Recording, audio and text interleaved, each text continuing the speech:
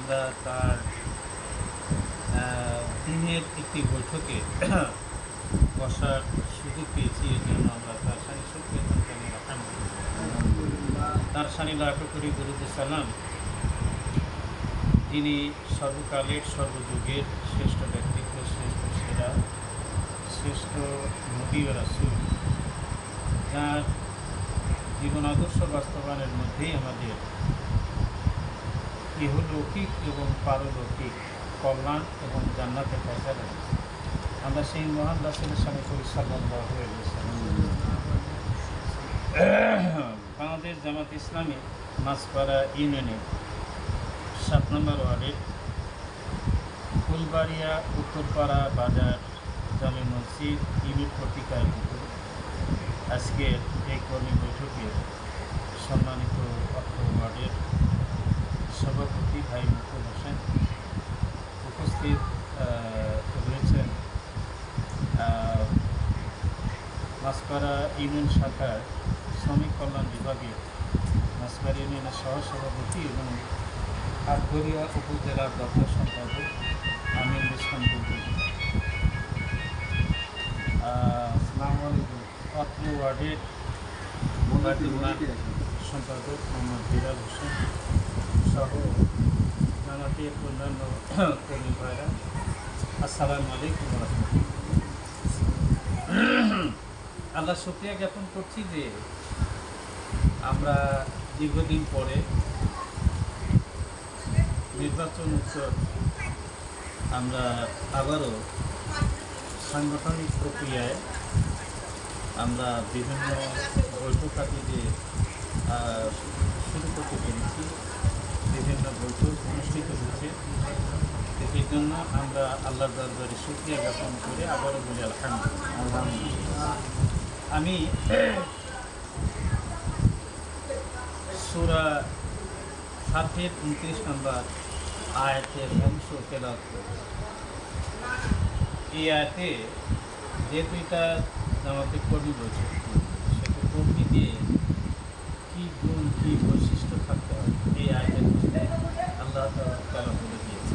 সেটি হচ্ছে মুহাম্মাদুর রাসূলুল্লাহ, মুহাম্মদ সাল্লাল্লাহু আলাইহি ওয়াসাল্লাম হচ্ছে আল্লাহ রাসূল, ওয়াল্লাযীনা মাআহু আশিদ্দা, এবং তার সঙ্গী সাথী।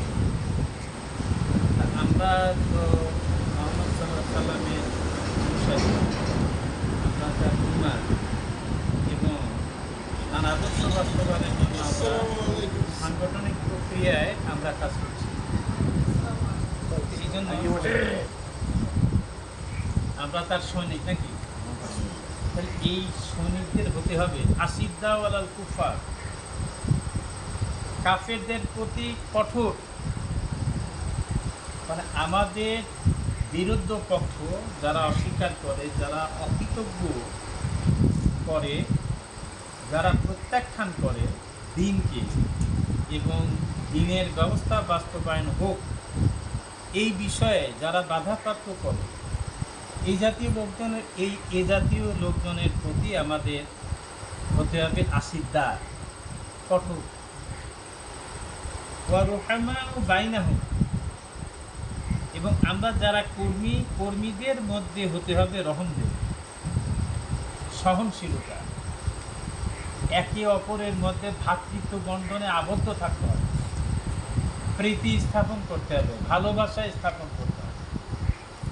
কর্মীদের আর কি গুণ আছে? তারা কান, তুমি দেখতে পাবে যে তারা রুকু করছে, সুজদাই এবং সিজদা করছে, ইয়াবতাগুনা ফাদলান মিনাল্লাহ ওয়া রিদওয়ানা, আল্লাহর রেজামন্দির উদ্দেশ্য, আল্লাহকে রাজি খুশি করার উদ্দেশ্যে তারা কি করে? রুকু করে এবং সিজদা করে। তাহলে জামাতের কর্মী হয়ে শুধুমাত্র মিছিল, মিটিং, মোটরসাইকেল শোডাউন এটা করলে কি হবে? আমাদের নামাজি হতে হবে। যেহেতু আল্লাহ তাআলা এখানে বলে দিয়েছেন যে মুহাম্মদ সাল্লাল্লাহু আলাইহি সাল্লামের যারা কর্মী, যারা সঙ্গী সাথী, তাদের মধ্যে পারস্পরিক হবে হচ্ছে সহনশীলতা, এবং তাদের বিরুদ্ধ পক্ষের প্রতি তাদের হতে হবে কঠোর, প্রতিবাদ গড়ে তুলতে হবে, তাদের বিরুদ্ধে কঠোর কঠোর পদক্ষেপ গ্রহণ করতে হবে। আর এদেরকে হতে হবে নামাজি, রুকুকারী এবং সিজদাকারী। সীমাহুম ফি উজুহিম মিন আসারি সুজুদ, তুমি দেখতে পাবে যে এরা এমনভাবে রুকু সিজদা করে, এমনভাবে আমাকে ডাকে, এমনভাবে আমার রিজামতি হাসিলের জন্যে নামাজ পড়ে, যে নামাজ পড়তে অভ্যস্ত হয়ে তুমি দেখতে পাবে যে তাদের কপালে সিজদার চিহ্ন, তাদের কপালে যেন সিজদার চিহ্ন থাকে। এবং এই সিজদার চিহ্ন দেখেই মহানবী সাল্লাল্লাহু আলাইহি সাল্লাম কাল কিয়ামতের মাঠে ওই কপালের ওই সিজদার যে চিহ্ন থাকবে, ওই সিজদার চিহ্ন দিয়ে কী হবে? নূর বের হবে, বলুন সুবহানাল্লাহ, জ্যোতি বের হবে। তখন এই নূর জ্যোতি দেখে মহানবী সাল্লাল্লাহু আলাইহি সাল্লাম বুঝতে পারবেন সেটা আমার সুবহানাল্লাহ, সুবহানাল্লাহ। তাহলে এই আয়াতের মধ্যে জামাত ইসলামের কর্মীদের কী গুণ থাকা দরকার, কী বৈশিষ্ট্য থাকা দরকার, সূরা আল ফাতহের 29 নম্বর আয়াতে, এটাই হচ্ছে সূরা আল ফাতহের 6 নম্বর আয়াত। এই আয়াতে আল্লাহ তাআলা জামাত ইসলামের কর্মীদের এই বৈশিষ্ট্যগুলি তুলে ধরেছে। তো আমাদের জামাত ইসলামে আমরা যারা কর্মী হব তাদের মধ্যে এই গুণগুলি থাকবে। এখন আমরা প্রথমে বিভিন্ন জায়গা থেকে আসলেও, বিভিন্ন দল থেকে আসলেও অনেক, এখন জামাতে অনেক কর্মীরা আছে, তারা কেউ আওয়ামী লীগ থেকে আসছে, কেউ বিএনপি থেকে আসছে, কেউ জাতীয় পার্টি থেকে আসছে, কেউ অন্যান্য পার্টি থেকে আসছে, কেউ তাবলিগ জামাত থেকে আসছে, কেউ চরমোনাই থেকে আসছে, কেউ পীর মুরিদি থাকে, বিভিন্ন প্রেক্ষাপট থেকে তারা জামাত ইসলামের জোয়ার দেখে এবং জামাত ইসলামের যে মিসাক একটা হক এবং সঠিক দল, এটা বুঝতে পেরে জামাত ইসলামকে সম্পৃক্ত হয়েছে। আলহামদুলিল্লাহ। তো এই যে জামাত ইসলামে যারা সম্পৃক্ত হয়েছে, সম্পৃক্ত হওয়ার নতুন আসার কারণে দেখা যাবে তারা আগে নামাজই করতে না, আলহামদুলিল্লাহ তারা এসে নামাজই দিয়েছে। এখন তারা এই জামাত ইসলামে আসার পরে যদি তারা যদি আগের মতোই যদি থাকে, তারা যদি নামাজি না হয়, তাদের চরিত্রের যদি কিছুটা যদি পরিবর্তন না হয়, তাহলে জামাত ইসলামে এসে তাদের লাভ। এই জন্য আমাদের মধ্যে যারা জামাতের নতুন কর্মী হিসাবে যারা আসছে তাদেরকে ধরে রাখতে হবে এবং তাদের মাঝে মধ্যে তাদের খোঁজখবর নিতে হবে, তাদের সাথে সমন্বয় সাধন করতে হবে। কেউ যদি রোগ সুখে ভোগে তাকে দেখতে যেতে হবে, চিকিৎসার ব্যবস্থা করতে হবে, তার খোঁজখবর নিতে হবে। তখন তারা মনে করবে যে না, এখানে জামাতের লোকজনের এত সুন্দর আদর্শ, আমাকে দেখতে আসছে, আমার খোঁজখবর নিচ্ছে, আমাকে ফোন করছে, আমাকে দেখতে হাসপাতালে পর্যন্ত ছুটে আসছে।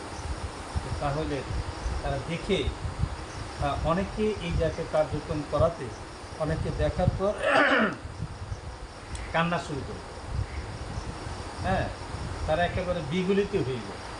এইভাবে নতুন কর্মীদেরকে আমাদেরকে এইভাবে কাছে টানতে হবে, যাতে করে তারা জামাত ইসলামের সাথে সম্পৃক্ত থাকে, জামাত ইসলামের সাথে সম্পৃক্ত থেকে তারা যাতে করে ইসলামী দল যে একটা হক, জামাত ইসলামের একটা হক সংগঠন, এটা যাতে তারা বুঝতে সক্ষম হয়। এই দিক থেকে আমাদের সর্বত্র প্রতিষ্ঠা থাকতে হবে। আর আজকে মূলত জামাতের 4টা বৈঠক করতে হয় প্রতি মাসে। এটা ইউনিটে করতে হয়, এটা ওয়ার্ডে করতে হয়, ইউনিয়নে করতে হয় এবং উপজেলা, জেলার প্রত্যেকটা জায়গাতেই নিয়মিত 4টা বৈঠক করতে হয় মাসে। প্রথম বৈঠক আছে কর্মী বৈঠক, দ্বিতীয় বৈঠক হচ্ছে সাধারণ সভা, তৃতীয় বৈঠক হচ্ছে তারবিয়াতি প্রশিক্ষণমূলক বৈঠক। আর চতুর্থ বৈঠক হচ্ছে জনগণকে দাওয়াত দিতে হবে, দাওয়াতি গ্রুপ বের করতে হবে। এই তাবলিগ জামাত ইসলামী লোকজন যারা তারা যে আসর নামাজ করে গাছ করে দাওয়াত দিবে, এরকম জামাত ইসলামের সিস্টেম আছে। তাদেরকে দাওয়াতি গ্রুপ, ওই যে তাবলিগ জামাতের লোকজন যেমন আছে গ্রুপ বের হয়ে একজন আমির সাহেব থাকে, আর পিছনে থাকে মামুদ, একজন থাকে মোতাকালি, একজন থাকে মুবাল্লি, যে মোতাকালেন তাকে বলা হচ্ছে সে হচ্ছে বক্তা, সে হচ্ছে জনগণের সাথে কথা বলে। এভাবে আমরা সিস্টেম করে দাওয়াতি গ্রুপ বের করি। দাওয়াতি গ্রুপ বের করে আমাদের হাতে থাকতে হবে জামাতের ব্যক্তির, জামাতের যে পরিচিতি খরচ তাদেরকে আমরা দেব, তাদেরকে করাবো, এবং জামাত ইসলাম সম্পর্কে তাদেরকে বোঝাবো।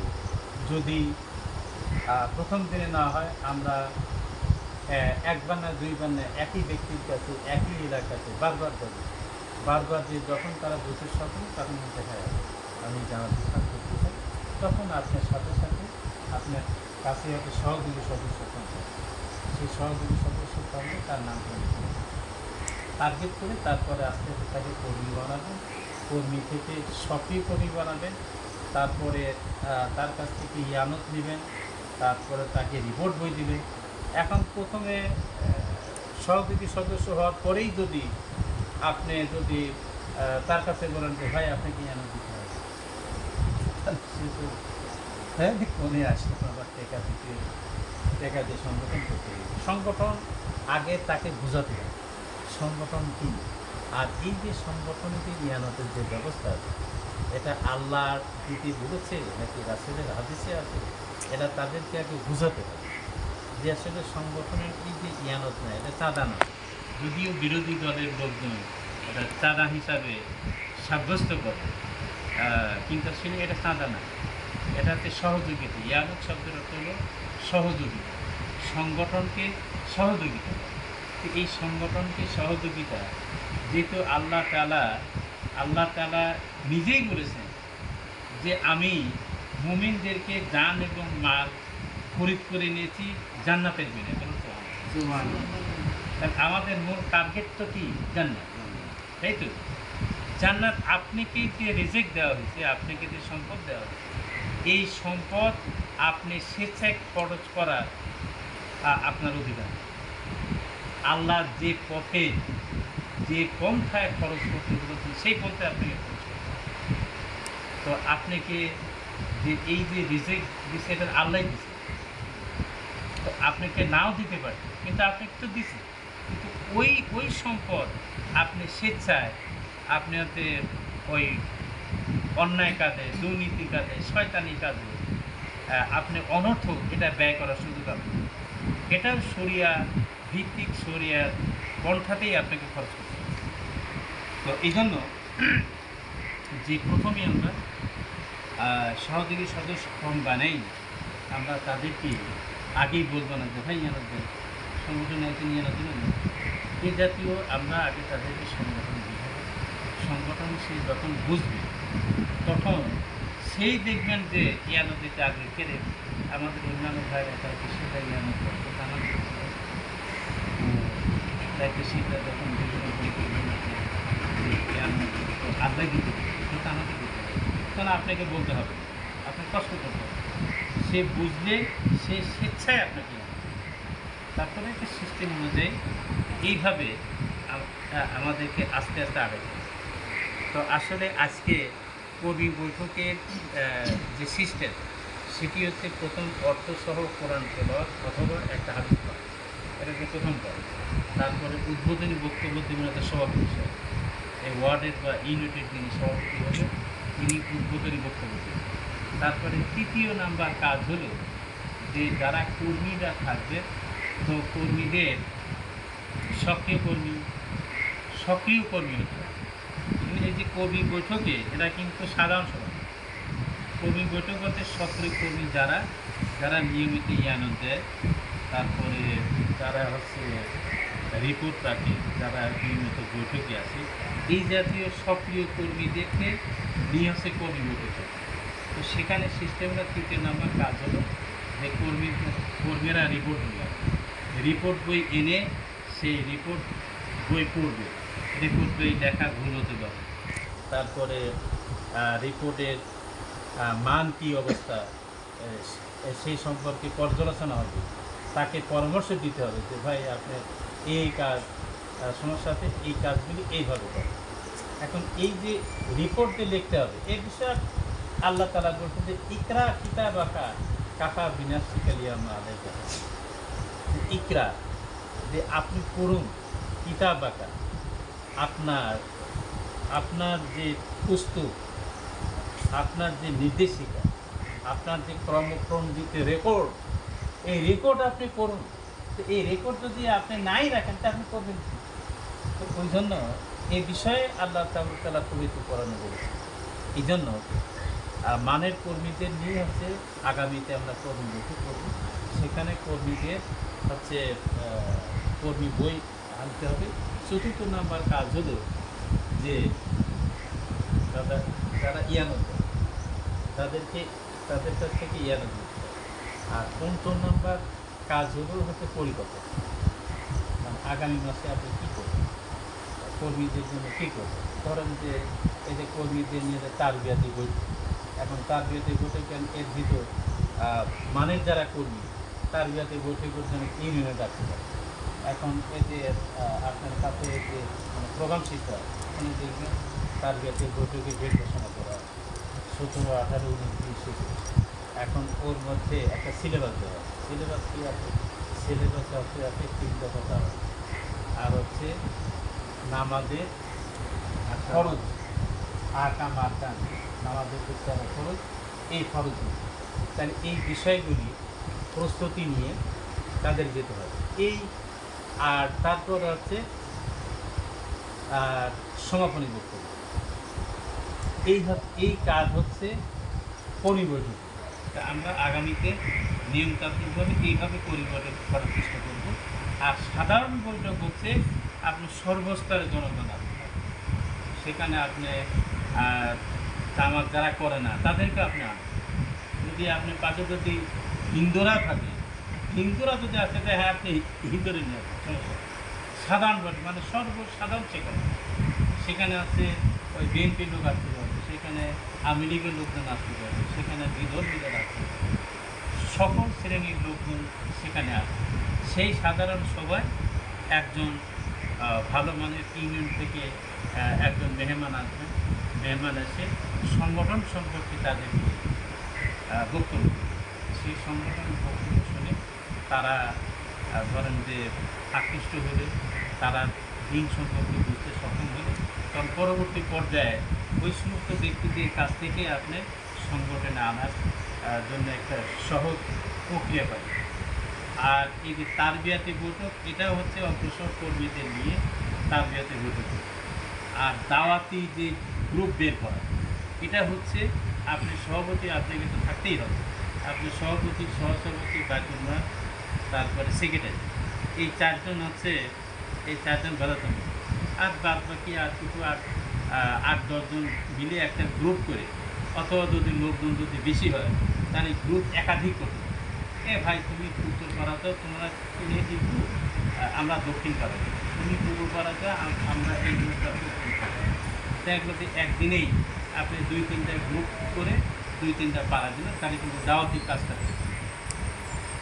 তো আলহামদুলিল্লাহ, আমি আপনাদের সকলকে যে এই প্রত্যন্ত অঞ্চলে আপনারা জামাত ইসলামের আহ্বানে এখানে সাড়া দিয়েছেন, এর জন্য আল্লাহর শুকরিয়া জ্ঞাপন করছি এবং আপনাদেরকে ধন্যবাদ এবং মোবারকবাদ জ্ঞাপন করছি যে আপনারা এই প্রত্যন্ত অঞ্চলে যে জায়গায় আমরা সংগঠনের কথাই বলতে পারছি, তো সেখানে এখানে 10-12 জন লোকজন একত্রে ফিরে আমরা এখানে কথাবার্তা বলতে পারছি। এটা সংগঠনের জন্য একটা অ্যাসিড, সংগঠনের জন্য একটা বড় রকমের পাওয়া। আমরা এর মাধ্যমেই আমরা এই রামচন্দ্রপুরের 7 নম্বর ওয়ার্ডকে আমরা তাজা করতে চাই। ইনশাআল্লাহ যে আমাদের মুঘল ভাই, ইনি দীর্ঘদিন যাবৎ, আমি যখন জামাতে উপজেলা সেক্রেটারি ছিলাম। আমি পর্যায়ক্রমে ইউনিয়ন সেক্রেটারি ছিলাম, ইউনিয়ন ইউনিয়ন সভাপতি ছিলাম, তারপরে হলাম হচ্ছে উপজেলা সেক্রেটারি। এই এই যে এই সমস্ত দায়িত্ব পালন যখন করছি তখন থেকে মুকুল ভাইকে দেখে আসি। আমি যখন ইউনিয়নের দায়িত্বশীল ছিলাম তখন মুকুল ভাই ছিল, ইউনিয়নের যখন সেক্রেটারি তখনও মুকুল ভাই ছিলাম, এবং এমনকি আমি যখন সময়মতো জামাতে আসলাম তখনও মুকুল ভাই ছিলাম। তার মানে মুকুল ভাই আমার সাথে ছিল, সংগঠন থেকেও মুকুল ভাই আমার সাথে ছিল। এ পর্যন্ত মুকুল ভাই এই সংগঠন ধরে আসে। এখন এই যে এত ঘাত প্রতিঘাত, এখন আপনার কি জি হ্যাঁ, এখন কোন পদ? হ্যাঁ, এখন আমার কি অবস্থান, আমি আসলে মাঝখানে ওই তাও প্রায় 8-10 বছর মানে আমি হচ্ছে দূরবর্তী চাকরি করার কারণে আমি এখান থেকে সংগঠন থেকে কিছুদিনের মানে এই থেকে মানে সংগঠন থেকে একটু দূর ছিলাম। তারপরে এই জুলাই আন্দোলনের পরে আবার সংগঠনের ঊর্ধ্বতন নেতৃবৃন্দ তারা চাপ দিল যে না, তোমাকে আসতে হবে, কাজ করতে হবে। তা আমি এখন সেই চাকরি করি কুষ্টিয়াতে। সেই কুষ্টিয়াতে আমি না থেকে বাড়িতে থেকে এই সংগঠন করার বাড়িতে থেকে এখন আপনাদের খেদমতে একটু খেদমত করার জন্য, জনগণকে ইসলামের পথে কাজ করার জন্য আবার শপথ নিয়েছি। তো মাঝখানে কাজ না করার কারণে আমার শপথও চলে গেছিলো, তার কারণে নতুন করে আবার আমাকে শপথ নিতে হয়েছে। তো যাই হোক, আমি ইউনিয়নের দায়িত্বশীল থেকেই শুরু করে আমি মুকুল ভাইয়ের সাথে কাজ করছি। মুকুল ভাইয়ের সাথে এর আগে এই মসজিদে, তখন তো এই মসজিদ হয়নি, বাজার মসজিদ, মুকুল ভাইয়ের বাড়িরও দিকে একটা মসজিদ আছে, ওই মসজিদে আমি বেশ কয়েকবারই মুকুল ভাইয়ের সাথে শুধু ওই মসজিদে, ওনার বাড়ির পাশে যে মসজিদ, ওই মসজিদে প্রোগ্রাম করেছি। তো তখন থেকে বিভিন্ন জায়গায়, তো আমাদের মাছপাড়া ইউনিয়নের মধ্যে যে একমাত্র মুকুল ভাই ব্যক্তি, যিনি দীর্ঘদিন যাবত এই জামাত ইসলামে এত ঘাত প্রতিঘাত, এত নিপীড়ন, এত জুলুম, এত নির্যাতন, এর মধ্যে মুকুল ভাই যে সংগঠন থেকে সরে যায়নি, এটা আল্লাহর পক্ষ থেকে বিশেষ একটা রহমত এবং আপনাদের জন্য একটা বড় পাওয়া যে উনি জামাত ইসলাম থেকে এ পর্যন্ত বিচ্যুত হয়নি, জামাত ইসলাম থেকে বিতাড়িত হয়নি। কত ভালো মানের কর্মীরা এই বিভিন্ন ক্রাইসিসের সময় কত ভালো মানের কর্মীরা হারাই গেছে, কিন্তু আমাদের মুকুল ভাই হারাই গেছে। এই জন্য আমি মুকুল ভাইকে সেদিক থেকে আল্লাহর পক্ষ থেকে রহমত কামনা করছি। আল্লাহ উনি তাকে দীর্ঘজীবী করে, আমরা সবাই বলি আল্লাহুম্মা আমিন। এবং সংগঠনের জন্য একজন প্রকৃত মুজাহিদ হিসেবে আল্লাহ কবুল করে নিন, আমরা সবাই বলি আল্লাহুম্মা আমিন। এবং মুকুল ভাইয়ের নেতৃত্বে এই 7 নম্বর ওয়ার্ড, যাতে করে মাছপাড়া ইউনিয়নের মধ্যে একটা আদর্শ এবং সাংগঠনিক মানের একটা ওয়ার্ড হিসাবে পরিগণিত হতে পারে, আমি এই প্রত্যাশা কামনা করছি। এবং পরিশেষে আপনাদের সকলকেই আবারও ধন্যবাদ জ্ঞাপন করে এবং এই সংগঠনে সম্পৃক্ত থাকার জন্যে আমি আজকের মতো আমি কথা শেষ করছি। ও আখির দাওয়ানা আলহামদুলিল্লাহি রাব্বিল আলামিন।